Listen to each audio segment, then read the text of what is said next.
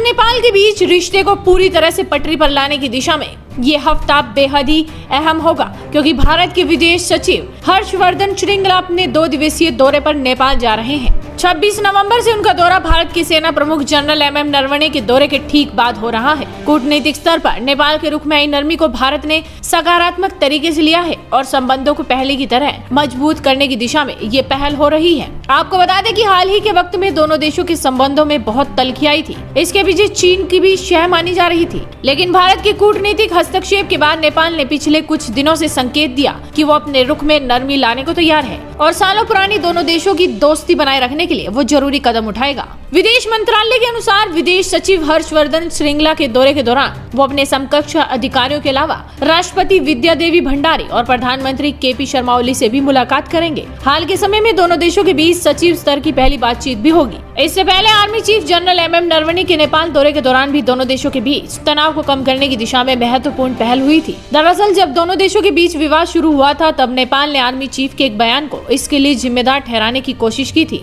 दोनों देशों के बीच संबंधों में नरमी के पहले संकेत तब मिले थे जब नेपाल के पीएम केपी शर्मा ओली ने पीएम मोदी को स्वतंत्रता दिवस के मौके पर फोन किया। रिश्तों में सुधार लाने की दिशा में बातचीत बेहद अहम मानी गई थी। इस साल नेपाल ने भारत के खिलाफ एक के बाद एक कई एक तरफा निर्णय लिए, लेकिन भारत ने पूरे मामले में संयम की मुद्रा बनाए रखी। भारत नेपाल के साथ इस खटास को शुरू से अस्थायी मान रहा था। सबसे पहले विवाद तब शुरू हुआ जब नेपाल की संसद ने भारत की आपत्ति के बावजूद नए नक्शे को मंजूरी दी। उसके बाद भारत ने साफ किया था कि अब चूंकि नेपाल ने ऐसी हरकत की है तो अब हालात को सामान्य करने की जिम्मेदारी भी नेपाल पर है। इसके बाद नेपाल ने सालों पुरानी नागरिकता कानून को बदल दिया। फिर स्कूलों में चीनी भाषा की पढ़ाई को प्रोत्साहित करने के लिए खास अभियान शुरू किया। यहाँ तक कि बिहार स्थित दोनों देशों की सीमा पर नेपाल पुलिस ने फायरिंग तक की। लेकिन अब पिछले कुछ दिनों से नेपाल ने तमाम मसलों पर नरमी का रुख दिखा दिया है, जिससे लगता है कि अब नेपाल सुधर रहा है। देखना होगा कि भारत और नेपाल के रिश्ते कितनी जल्दी मधुर होते हैं। इस वीडियो को शेयर कीजिए, साथ ही चैनल को सब्सक्राइब करना बिल्कुल मत भूलिए।